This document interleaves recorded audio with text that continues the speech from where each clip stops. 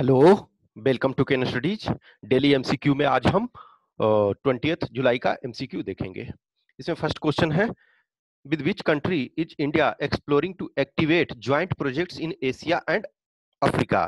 तो ये आपका रसिया के साथ कर रहा है।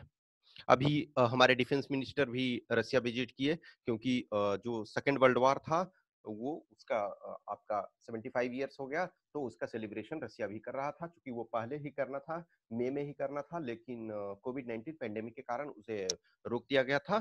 तो इंडिया और रसिया रसिया हमारा एक तरह से टाइम ट्रस्टेड पार्टनर रहा है, और एक अच्छी फ्रेंडशिप उससे रही है, और हमेशा उसने हेल्प करा है।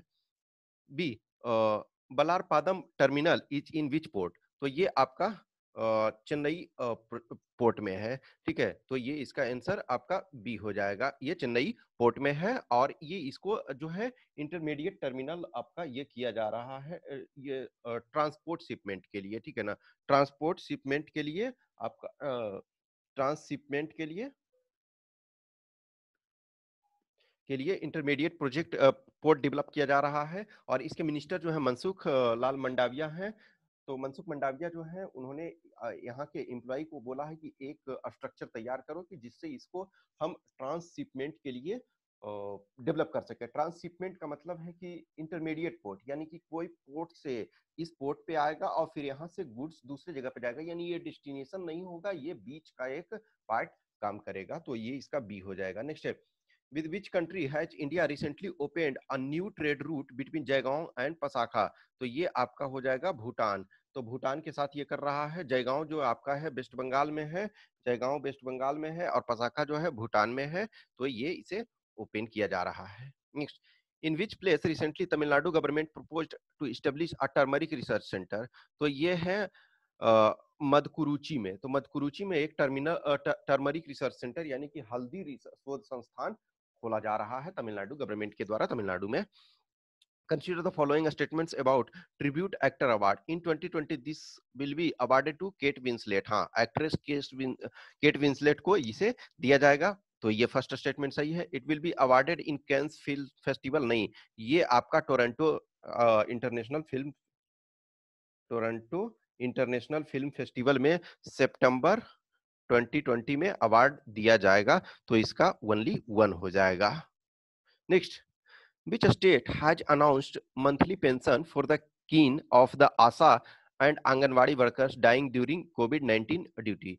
देखो, कोविड-19 पेंडेमिक के कारण बहुत सारे जो हेल्थ वर्कर वगैरह हैं उनके भी डेथ हो गए, बहुत सारे जो पुलिसमैन हैं उनके भी डेथ हो गए, और जो आशा और आंगनवाड़ी वर्कर हैं, तो ग्राउंड लेवल पे हेल्थ केयर और चीजों को सुविधाएं प्रोवाइड करवाने के लिए ये अहम भूमिका अदा करते हैं। तो इसका ये हो जाएगा ओडिशा। ओडिशा गवर्नमेंट ने ये निर्णय लिया है।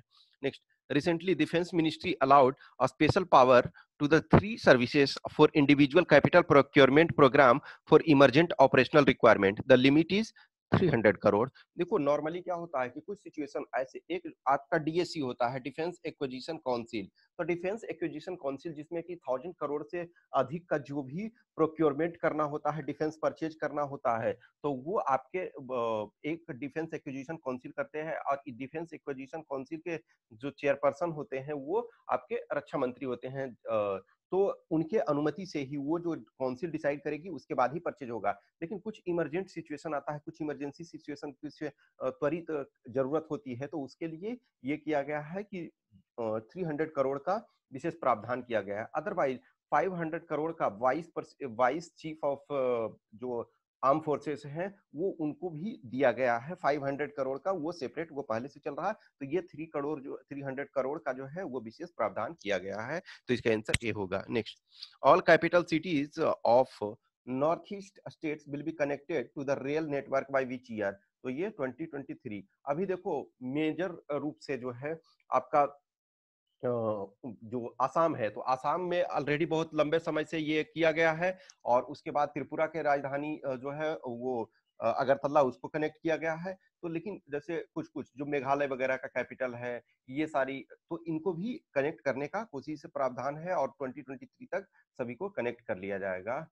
ठीक है, तो आपका ये sorry, to fulfil SDG target of poverty alleviation, how many million people in India were lifted from below poverty line। तो ये है sorry below poverty line from आपका 2005 से 2016 तक, तो इसके बीच में सॉरी, तो ये आपका हो जाएगा 270 million. Next, NABARD has sanctioned 795 crore for reconstruction of infrastructure damaged by cyclone Amphan in which state? तो ये वेस्ट बंगाल। देखो साइक्लोन अम्फन जो था उससे 2 स्टेट प्रभावित हुए, वेस्ट बंगाल और उड़ीसा, दोनों प्रभावित हुए, लेकिन ये जो है वेस्ट बंगाल ज्यादा प्रभावित हुआ। तो ये 795 करोड़ जो है इंफ्रास्ट्रक्चर डैमेज जो हुआ है उसका मरम्मत के लिए, उसके पुनर्निर्माण के लिए नाबार्ड ने इसे 795 करोड़ सैंक्शन किया है। तो इस 10 क्वेश्चन के आंसर की यहाँ दिए हुए हैं। आई होप आपको अच्छा लगा तो लाइक करें, कमेंट करें, अपने दोस्तों के साथ शेयर करें। Thanks for watching this, have a nice day.